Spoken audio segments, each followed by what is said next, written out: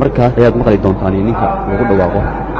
baarlamaankiina weli waa fadhiyo gidina waxaa la sugayaa soo baxayo ninka noqon doona ra'iisul jamhuuriye dadka Soomaalida akii ugu horeeyay kuma gaarka ah hadda ayaad waxa la tirinayaa dadkii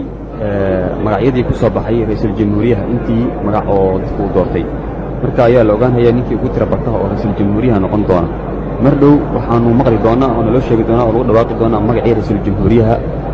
jamhuuriyadda cusub ee Soomaaliya ee ka koobanta Somaliland iyo Somaliland sida qaynuunku uu doonayo waxa in la doortay noqon kara jamciyada ragga cadada cadadooda ثلثين ninkii ay vootisa hadii markan ugu horeeyay la waayo aqlabiya 3 meelood u dhig laba ah markan lagu aqlabiya saaxiqa Abdullah Usman janto teste boqol iyo 7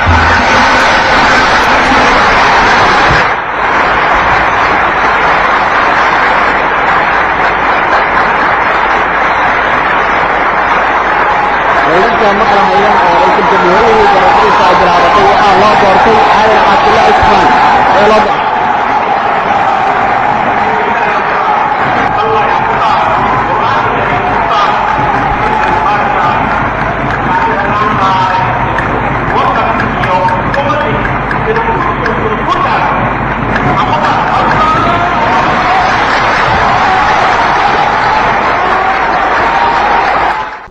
weyn oo aan la qaadi karin baad madaxa iga saarteen waan idinku mahadinayaa ixtiraamka aad ixtiraamteen ilaahayna waxaan ka baryahayaa inuu ila qabto adinkana waxaan idin leeyahay waxaan idinka doonayaa hadee inaad xilka aad saarteen aad ila qabatiin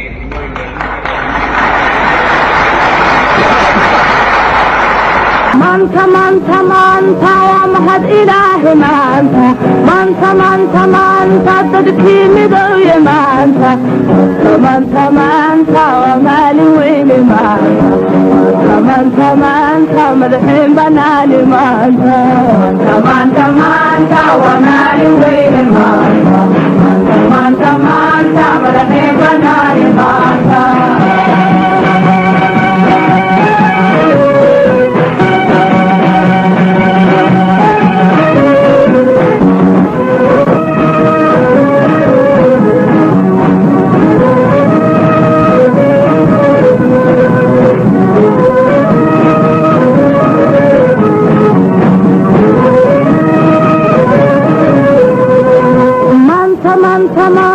markii dilkeena maanta lama madhin karaaye maanta waa maalin weyne maanta madaxiin banaani maanta dhaxaan muugiyo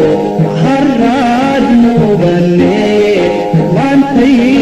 curatoy mataana haysee